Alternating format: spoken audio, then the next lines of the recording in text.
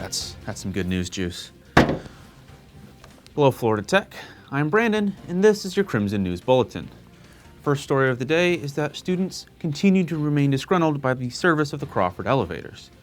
This has been an ongoing problem for months, with students regularly complaining, and now it has gotten to the point where students are now feeling unsafe to ride in these Crawford elevators. Administration has taken notice of this and began servicing them. However, in order to facilitate this, they've had to shut down one of the elevators, compounding the problem, as students who take these Crawford elevators up to 7 times a week are now fighting for space in the elevators and in order to get to their classes on time. Now, this reporter would like to note that the decision to fix the Crawford elevators, after all these complaints continued to pile up, was made after they chose to paint the building, which helps no one. Our next story covers last week's climate strike. 2 weeks ago, Florida Tech's Student Organization for Sustainability Action sent members to participate in the climate strike in Orlando.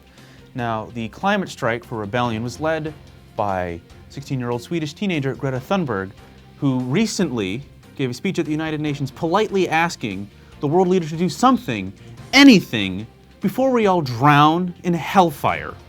And now over to stage for a piece from the street. Hello guys, welcome to another segment of whatever we call these things these days. My name is Sage. I'm with the one and only Brett Twerry. Yes, that is his name. I don't know why he didn't say his name when I pointed to him. But anyway, I would like to ask him a very, very specific question today. And what is your take on the Sosa takes part in the Orlando climate strike? Well, what do you? I think it's great. That's great. Perfect. All right, Brett. Such a riveting answer. You know what? Back to you, Brandon. Our final story of the day considers a number. This number means nothing, but it's very large, and it's printed on the front of many magazines and in a very big newspaper called U.S. News and World Report. Despite this number being very big and seeming to be very important, our own Director of Marketing Communications, Wes Summer, explained to the Crimson that it doesn't matter, because this year, many more schools and universities were invited into the same category. So it naturally dropped. And regardless, they function much like the Oscars. If you have enough money to pay them off, you get the bigger number, the good number, maybe even a shiny number. But regardless, the prestige of this school remains assured as numerous war profiteering corporations such as Raytheon and Lockheed Martin continue to recruit our students so that they can continue to, well, war profiteer.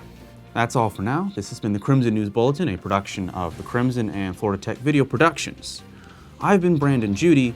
Be sure to subscribe, like, and hit that bell to continue having more great news content piped into your face holes on every other week or whenever we remember to do this. Thank you.